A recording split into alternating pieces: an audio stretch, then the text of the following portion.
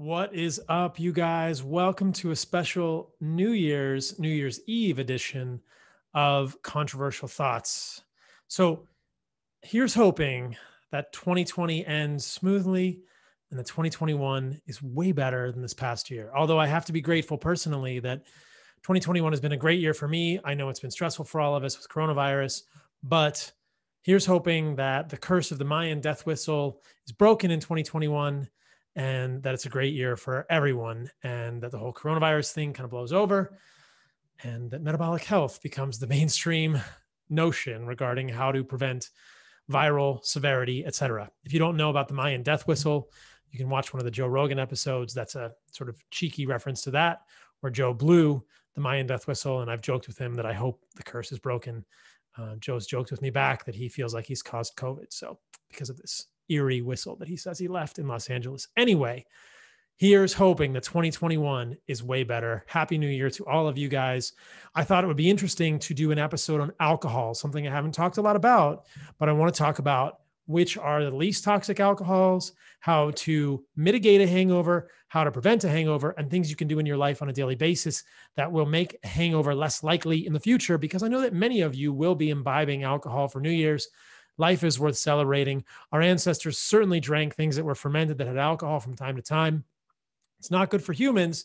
It might actually be considered a mycotoxin in some ways, but let's face it, life is worth living and we can get pleasure. I personally don't drink alcohol, but you're going to learn in this video what I would drink if I were to drink.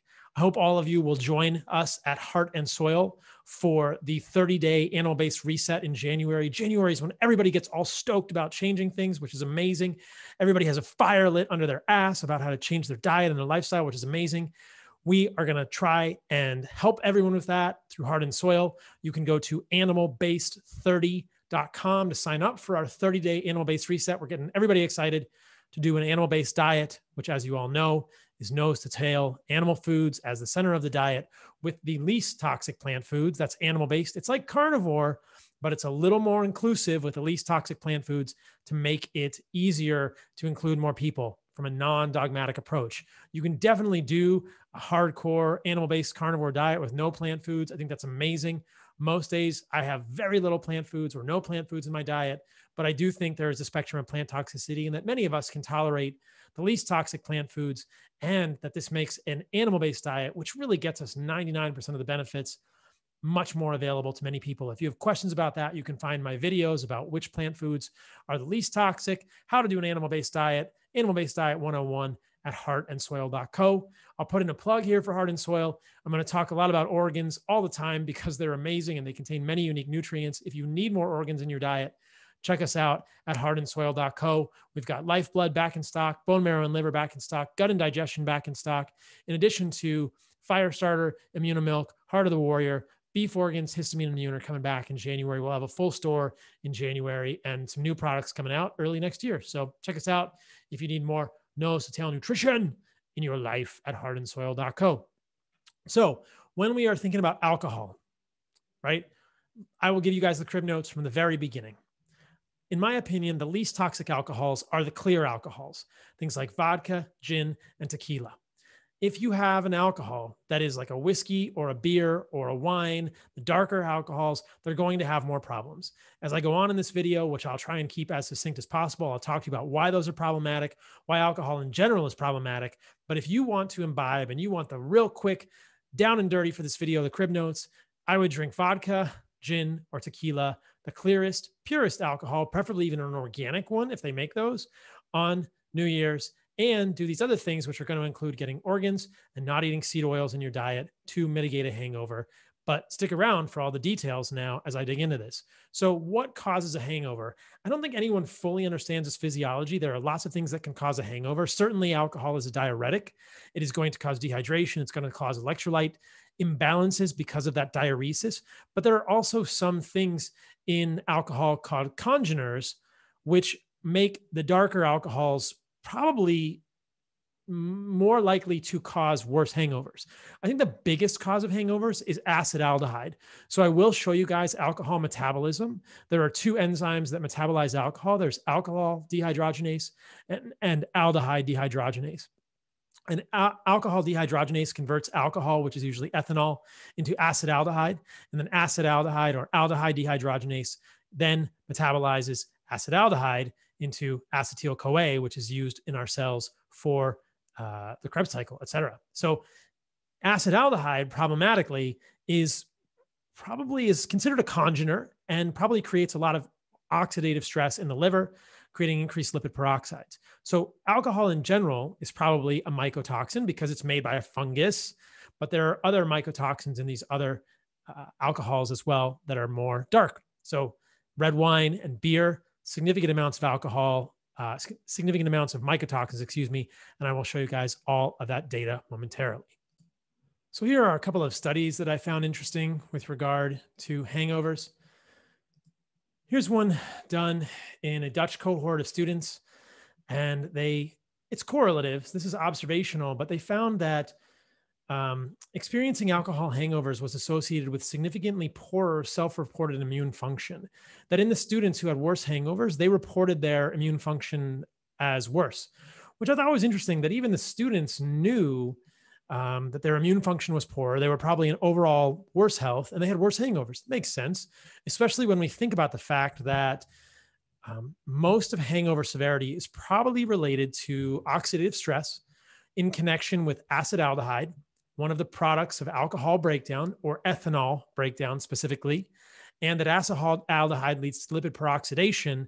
And as we know, increasing seed oils, more of these omega-6 seed oils are probably going to make the lipids in your liver, specifically where alcohol is metabolized by CYP2E1, which is the CYP450 enzymatic system that metabolizes the majority of ethanol in your body, more susceptible to oxidation. That is, seed oils will probably lead to more lipid peroxidation when you accumulate acetaldehyde during the oxidation, the metabolism of alcohol. As I mentioned earlier, as I touched on, congeners, these things in the darker alcohols, may also contribute to worsened hangovers. These are essentially multiple things. One of them is acetaldehyde. One of them is methanol, which is considered to be a, quote, wood alcohol, which can be metabolized into formaldehyde, which is a bad thing to have. And the other congeners are actually tannins, which I will talk about in a moment. But there are some studies like this one looking at the intoxication with bourbon versus vodka, the effects on hangover, sleep, and next day neurocognitive performance in young adults. And they found that the bourbon was worse than the vodka. So that's interesting, but it's consistent with the notion that the bourbon would have more of these congeners. So again, alcohol is toxic to humans. It is probably a mycotoxin. You could consider it a mycotoxin in general. If you are going to drink alcohol, the clearer alcohols are going to have less of these congeners, specifically less tannins. Now, what are tannins? Tannins are essentially polyphenols. I spoke about this in my book, The Carnivore Code. Resveratrol is a polyphenol. It's in the skin of grapes to protect the grapes against the botrytis fungus. It's a plant defense molecule. As you guys know, I've talked about multiple times the fact that I'm not a fan of resveratrol. I think that all of these plant molecules may have documented benefits, but at what cost? And the cost is what I would consider to be the, quote, package insert with all of the side effects. These are collaterally damaging effects of these polyphenols that are not worth the benefits.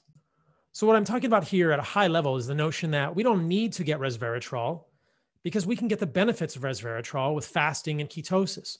People get excited about resveratrol because it activates the sirtuins, but so does fasting and ketosis. And then we can get the benefits of resveratrol, just like we can get the benefits of most of the plant molecules, if not all the plant molecules, by living well, by heat stress, cold stress, by exercising, by being in the sun, and by fasting without any of the side effects of these molecules.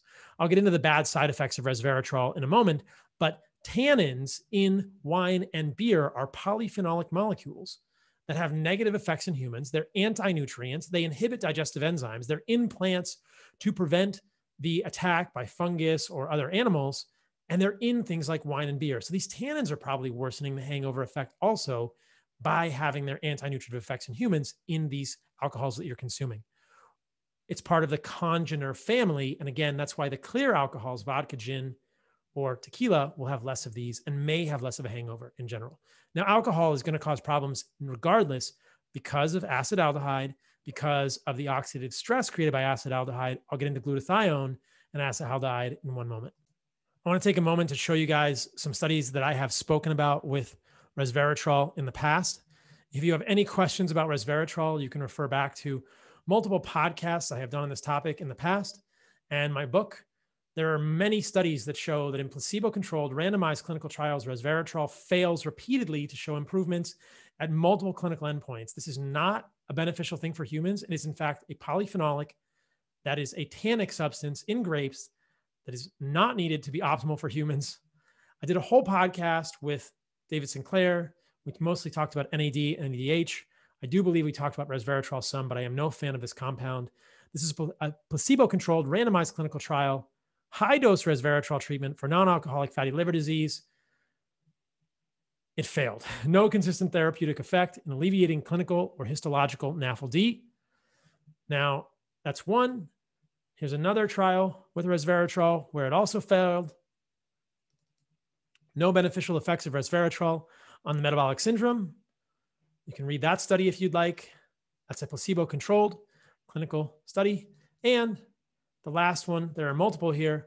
Resveratrol reduces levels of circulating androgen precursors, but has no effect on testosterone, etc. This is a trial in prostate cancer, well, looking at PSA levels or prostate volume in middle-aged men. It's a 4-month randomized trial.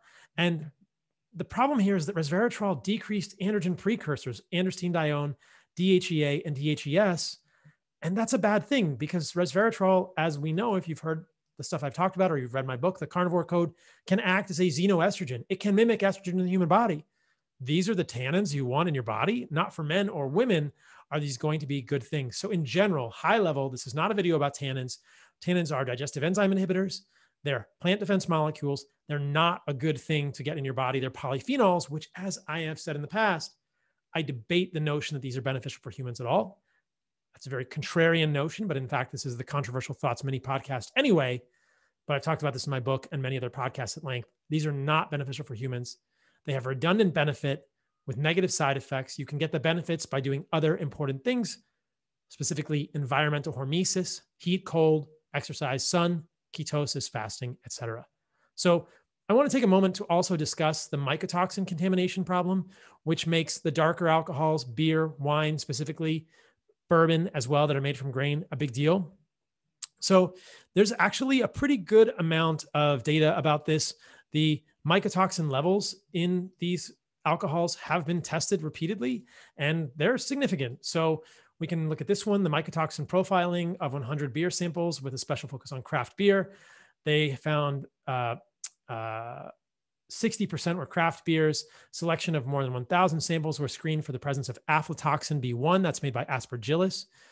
That is a known carcinogen. Ochratoxin A, zearalenone, fumosinins, T2 and HT2 toxins, one called DON, etc. And they found a significant amount of these had contamination with mycotoxins. This is in beer. I spoke about these in my book, The Carnivore Code, as well. You guys should just get it. I don't know why you don't get my book. It's all in there. And fungal and mycotoxin problems in grape juice and wine industries, significant. There's a significant amount of ochratoxin in wine. And I know there are some of you guys out there who are listening to this and love your wine. I'm breaking your heart right now, but I'm just trying to share the data that we have on this stuff so that you can make an informed decision on your own. Not piss on anybody's campfire, but knowledge is power. One more, mycotoxins in beer, impact of beer production process on mycotoxin contamination. Again, significant levels of multiple mycotoxins in beer, and that shouldn't really be that surprising to us. Beer is made from a grain. Grains get moldy. This is the same problem that you have when you feed these moldy grains to cows, and why cows should not be eating moldy grains, and why in general as humans we should probably avoid grains. Now, there seems to be some confusion about my stance on grains, and I'll just clarify this right now. I'm really not a fan of grains. I did an experiment for a little bit with white rice, pressure cooked white rice. Myself, I'm just not a huge fan of it after my experiments. The pressure cooking of white rice could decrease the mycotoxin somewhat. Stripping the hull off probably decreases the mycotoxin somewhat. But I think in general, grains are not good for humans for a variety of reasons. They're all going to have lectins. A lot of people do even react to white rice. But with an animal-based diet and these ideas that I'm trying to share, my interest is making a toxicity spectrum. I'm going to be releasing an infographic with an animal-based diet very soon that has low, medium, and high toxicity foods. If you guys have listened to my plant toxicity spectrum data, my plant toxicity spectrum video, you'll know that the least toxic plants are fruit, things like dates or berries or apples or oranges, or non-sweet fruits like avocado or squash. Those are the parts of the plant's not going to defend very much. That's a separate video. But in general, grains contain mycotoxins because they get moldy. Even white rice has some. You can decrease it by pressure cooking it. But in general, not a huge fan of that. Let's make the record very clear there. And the grains that are used to make beer are going to have mycotoxins, and we shouldn't be feeding these grains to animals. That's a bad idea. You're going to get mycotoxins in the meat.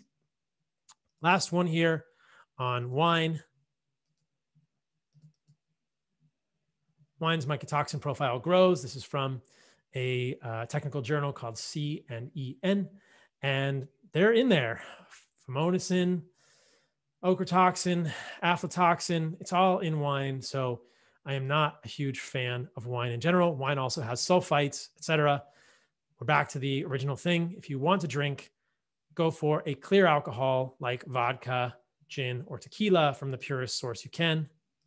And know that most of the toxic effects of alcohol are mediated by the alcohol metabolism that produces acetaldehyde, which is going to result in problems with lipid peroxidation, like can be seen in this paper: alcohol ingestion, liver glutathione, lipoperoxidation, etc. You can see here that when you acutely drink alcohol, you decrease the concentration of reduced glutathione, which is called GSH. You increase lipoperoxidation in the liver in experimental animals and in man, and they're closely related. So you're depleting glutathione because you are making acetaldehyde when you are drinking excess alcohol. This is alcohol metabolism in general. We have ethanol. There's also methanol, which is a congener in some alcohols and makes formaldehyde. Alcohol dehydrogenase, which is a zinc-dependent enzyme. Where do we get zinc? Predominantly from animal foods. This is the importance of nose-to-tail nutrition and zinc-rich organs like liver or muscle meat specifically. Acetaldehyde, right? Aldehyde dehydrogenase. This is the enzyme that many people have polymorphisms in that cause Asian flush syndrome, etc. Not alcohol dehydrogenase. It's a buildup of acetaldehyde that causes toxicity. And as this graphic shows, it leads to toxic hangovers and issues, again, with oxidation. We have aldehyde dehydrogenase making acetaldehyde into acetate, which becomes acetyl-CoA, as I mentioned earlier. But this is the problematic molecule. Acetaldehyde, primarily from an oxidative standpoint, creates problems by depleting glutathione. So one of the things that we could do in the setting of a hangover to improve the hangover is increase glutathione. You could either supplement with glutathione, give your body the nutrients it needs to make glutathione, which are things like B6, folate, riboflavin, glycine, full spectrum of proteins and amino acids that are needed to make glutathione, which is 3 amino acids, specifically glutamine, glycine, and cysteine. So giving your body the nutrients it needs to make more glutathione will be good. Not having a low glutathione status when you start would be a good thing. Supplementing with glutathione after you drink would help. And also understanding that having more seed oils making up the composition of your liver cell membranes is going to lead to an increased possibility of lipoperoxidation when your glutathione is depleted by excess acetaldehyde when you drink alcohol. One more article looking at acute and chronic alcohol consumption and glutathione levels, changes in glutathione in acute and chronic alcohol intoxication. They actually found that when they treated people with disulfiram, which is an enzyme or a molecule that inhibits aldehyde dehydrogenase and increases acetaldehyde, it worsened the effects of ethanol in terms of oxidation. So it looks like acetaldehyde is the problematic molecule. They found that the amount of reduced glutathione, which is the active glutathione, is depleted because of this oxidative stress from alcohol. Now, interestingly, an aside here is that alcohol could be considered a hormetic in some sense because it will create oxidative stress, like so many other molecules that we think are beneficial, but is clearly a known toxin.